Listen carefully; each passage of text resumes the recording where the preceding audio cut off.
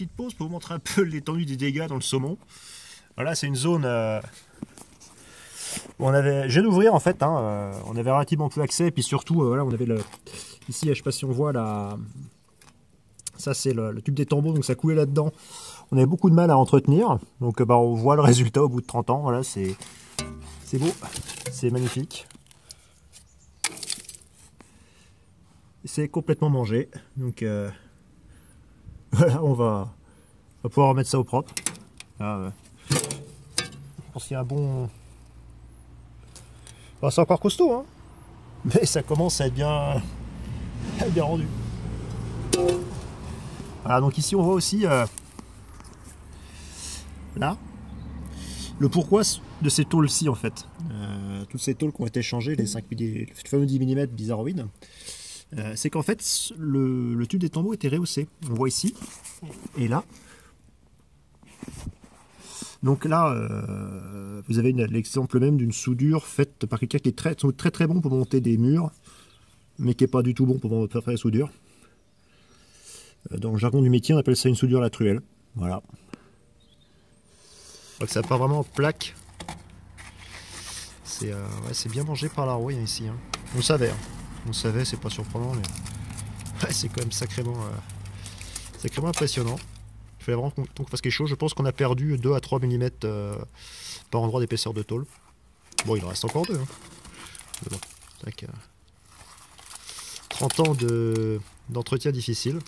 Voilà. Ça, c'est de la rouille.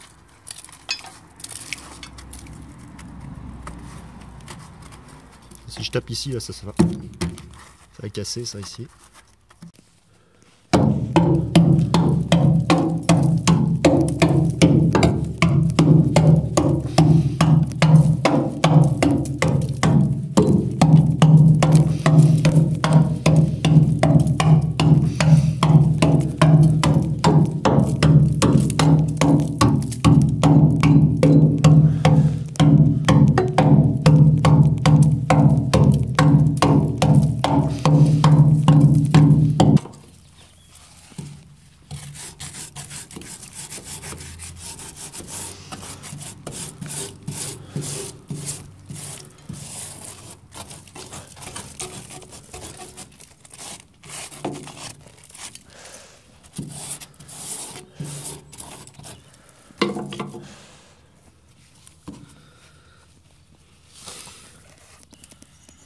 Ah, c'est assez propre, hein, bah, pas vendu là.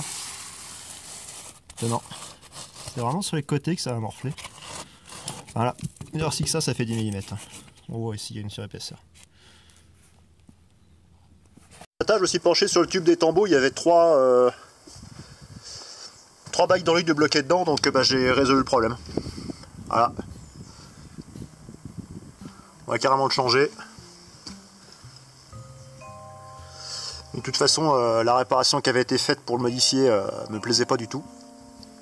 Le problème est définitivement réglé. Ça a été un peu difficile, mais il est venu. L'embout, ça c'est ce qui était dans le bateau. On voit que c'est quand même bien attiqué. On voit bien la superbe soudure à la truelle que nous avons effectuée. Bon, je pense que c'était... Je pense que c'est pas mal de le changer. On va mettre un truc en inox à la place, bien propre. La partie extérieure. Donc on voit le bout de tube que j'ai essayé d'engager dedans pour sortir les bagues hydrolubes qui sont pas sorties. C'était vraiment... bon, c'était rendu quoi. Je pense que c'est pas mal de s'inquiéter ce truc là, même si bon, on était très loin de la rupture vu l'épaisseur du tube. Voilà. Un peu de boulot à l'arrière, beaucoup plus que ce que j'avais prévu.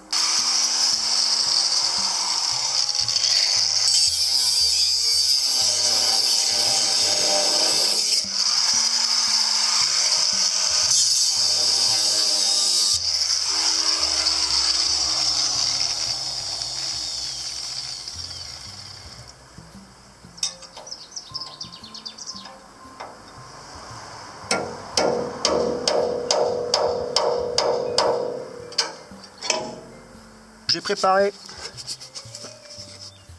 la découpe de cette tôle là, qui est vraiment... on voit elle est vraiment mangée, hein, donc on va changer cette... je sais pas si on peut appeler ça, je pense que c'est encore une membrure ça, avec de séparation. Donc là j'ai la plaquinette qui va venir à sa place, que j'ai taillée en forme, donc pas de problème, c'est bien pile poil la même forme. Et je vais revenir une dernière fois, je suis prêt, j'arrête, sur la réparation de merde qui a été effectuée. Là on voit ici, bon, ça veut pas bien prendre, mais c'est pris d'1 millimètre. Voilà, je vous mettrai une photo. Donc imaginez qu'on a traversé un océan avec une soudure faite, soudure là qui fait 1 mm, les mètres de peignée, donc qui est prête à prendre un petit peu la flotte. Ce truc là se remplit d'eau. Ici c'était le tube des tambours, où la soudure était pas terrible non plus. Voilà, donc quand je râle sur une soudure mal faite, je dis c'est quasiment criminel, j'exagère pas. Sincèrement, cette soudure là, cette merde là, ça aurait pu causer la perte de galopin. Vraiment, on aurait pu couler avec ça. Nous, l'ancien propriétaire. Simplement parce que un type s'est cru meilleur soudeur que les autres, s'est cru plus bien que les autres. Il a fait un travail de margoulin. Voilà. C'est un petit peu, voilà, petit aparté sur ceux qui achètent des bateaux métalliques en aluminium ou en acier et qui n'apprennent pas à les réparer eux-mêmes. Voilà le problème qu'on peut rencontrer. Voilà. Et voilà pourquoi je dis, j'insiste là-dessus, réfléchissez bien avant de prendre un bateau en aluminium, parce que si vous ne pouvez pas le réparer, vous pouvez tomber sur ce genre de réparation. C'était la fin de petit aparté, je vais vous lâcher avec ça maintenant, cette réparation de merde. Et on va continuer sur la réparation, partir sur de meilleures choses. Voilà, j'ai commencé à te réparer, te meubler, te poncer.